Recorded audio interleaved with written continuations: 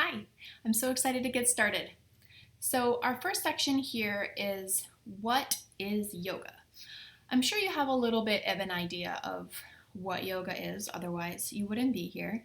But I really think that in general, people's perception of what yoga is maybe isn't quite right. So, we're going to go through this and learn a little bit more about what yoga is as a whole.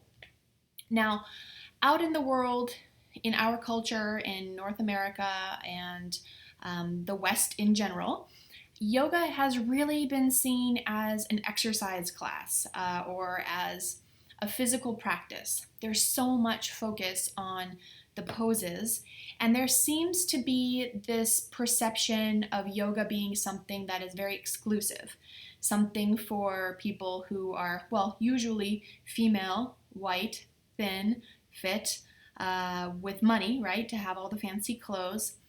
And this has really kind of been what's been portrayed by the media about what yoga is and what a lot of people believe to be true about yoga. And the truth really couldn't be further away from that. There's so much more to it. And I'm really passionate about helping people understand that yoga is so much more than that and hopefully beginning to change that perception, changing what is seen in the media.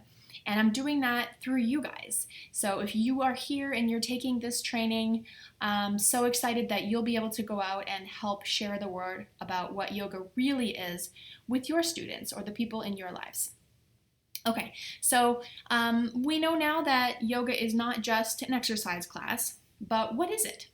Okay, so we're going to go through the section here. Excuse me. And I'll just talk more about it as we go through the section that you're reading down below. So yeah, again, it's not all about the complicated positions. In this training, we're actually not going to be doing a lot of fancy poses. We're keeping it fairly simple in terms of the postures, though they may or may not be accessible to everybody. My goal is to help you find ways to make these postures accessible to you.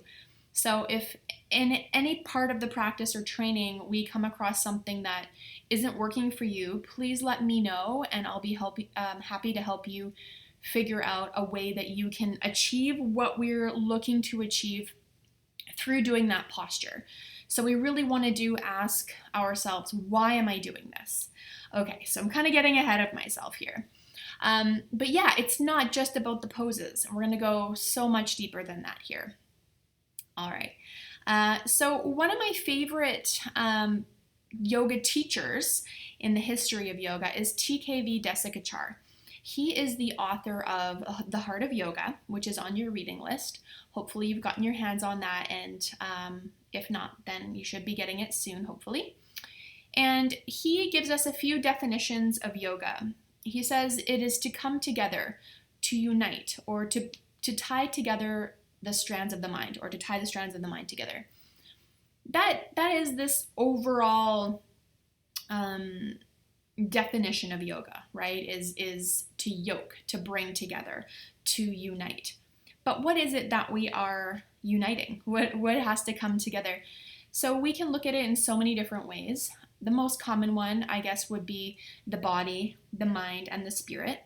And we can do that through practicing asana, but also the other yoga practices such as meditation, pranayama, and through living life in accordance to the yamas and the niyamas. We're going to get into all of that, so no worries. But yeah, bringing together. But more than that, yoga also brings people together, right? It brings us together with the divine, whatever that means to you. Throughout this training, if we see the word God or divine or the universe, that can be whatever you resonate with in terms of source or kind of this common energy. Maybe it's humanity for you, whatever it is, okay? So you can substitute that anywhere that we see God or divine throughout the training. Okay, so yoga, a bringing together, a coming together. Swami Satchidananda, who is the author of the commentary for one of our philosophy books here says that yoga, the actual meaning of yoga is the science of the mind. And I really love that because it's a science, right? Yoga is a science. And through our study of the Yoga Sutras, we're going to learn about how that works and the science of the mind. What does that mean? So we'll go into a lot more detail about that as we study the sutras. All right, we talked about to yoke or union, to be one with the divine, whatever that is. When we feel harmony with that higher power, that is yoga. So yeah, we're looking at yoga kind of like defining it as a thing, but yoga can actually also be a state of being. And so when we are in that sort of yoga flow, or we have our yoga high, we feel just super connected, that is yoga. That is the state of yoga as well. So we can look at it in that way also. I really love this definition from the Bhagavad Gita, which we're not looking at in this training, but we are studying in my 300-hour training. It is that yoga is the journey of the self, through the self, to the self. And I love that. Give that one some thought. All right, so of course, yoga has roots in Indian thought, but its content is universal. It's about the means by which we can make the changes we desire in our lives. So 2 things I want to touch on there. The practice of yoga does come from India. We're going to be taking a look at the history of yoga in a few different ways and seeing how it made its way from India to the West, and also the history of yoga through the past few thousand years. So we'll be taking a look at that. And this idea of yoga being the change we desire in our lives. So yoga, it's not only something that we do on the mat.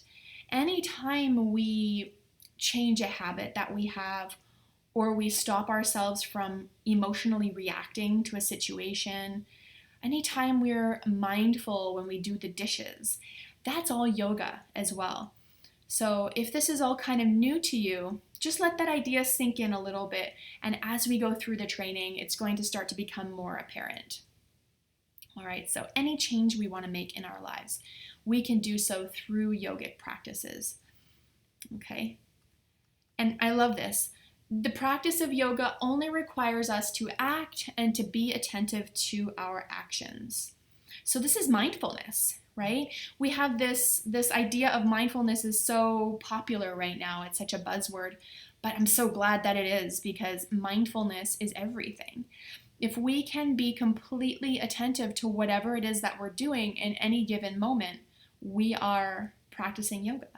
We are fully present. We are in the now, and that is yoga. Okay, but how do we achieve this, right? It's not easy to just be mindful all the time. Otherwise, we would always be doing it. We have this monkey mind, right? We have thoughts. We have this human brain that thinks. That's what it does. And so it's very easy to be pulled this way and that way and distracted and be worrying and thinking about the past and the future, all of these things. So how do we get to this state of yoga, or even one moment of mindfulness? Through practice. Practice, practice, practice. And it's not easy. It's not easy for anybody. And if you feel like, I'm not good at meditation, or I'm not good at this or that, or my mind is too busy. Yes, we all have that, and you're not alone. So we can do lots of different practices to help us get better at it, and also to be more patient with ourselves when we're not that good at it. So we achieve through practice, and we're going to be talking a lot more about that. What kinds of practices? How do we do this? And again, Desikachar has this excellent quote. He says, "When we are attentive to our actions, we are not prisoners to our habits. We do not need to do something today simply because we did it yesterday. Instead, there is the possibility of considering our actions fresh and so avoiding thoughtless repetition." Yes, Desikachar, I love that so much. So, are you going through your life on autopilot?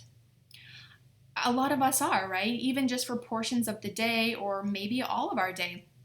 We just get in a routine, maybe even a rut, of doing things over and over and over the same way.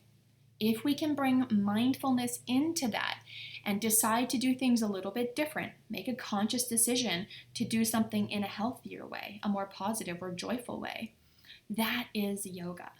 Okay? So, yes, any change we make is yoga.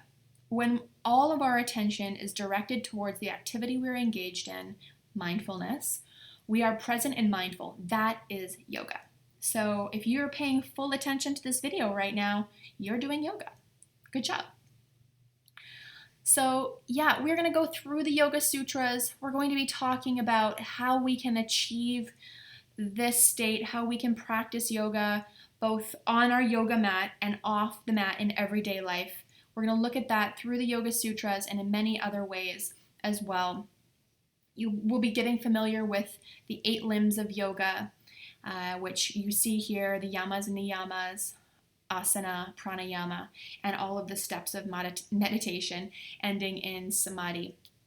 So we'll be taking a look at that, definitely studying the 8 limbs. And I created this image here of this octopus because I love octopus. I like to scuba dive. Haven't yet seen one diving. But anyway, you can see the 8 limbs listed here and their Sanskrit names. We're going to be going through all of that. And I wanted to tell you guys about my purpose with yoga. Why do I practice yoga? Well, I practice yoga because I want a little more peace, right? I'm not necessarily trying to achieve samadhi or enlightenment or levitate or anything else other than a little more peace. Peace of mind, being able to handle stressful situations a little bit better, to have less anxiety, to feel more peaceful in my body, aligned, energized, right? Less ill, just overall more healthy. So, and in my spirit too, right? I don't want to feel like I'm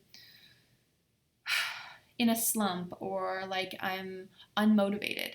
When I'm aligned, when I'm practicing yoga, I feel motivated. I feel inspired. And so my personal purpose for practicing yoga, my whole why of practicing yoga is a little more peace.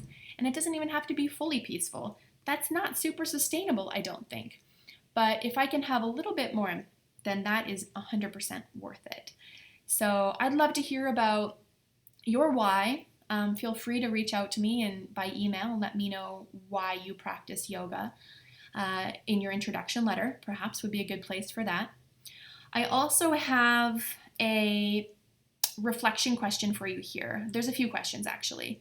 So please do take a look at the reflection down below in this section and send me via email your thoughts on these questions, and I'll get back to you probably within a day of receiving your email. So thanks so much. Congrats on finishing the first little section of this training, and I'll see you in the next one. Bye.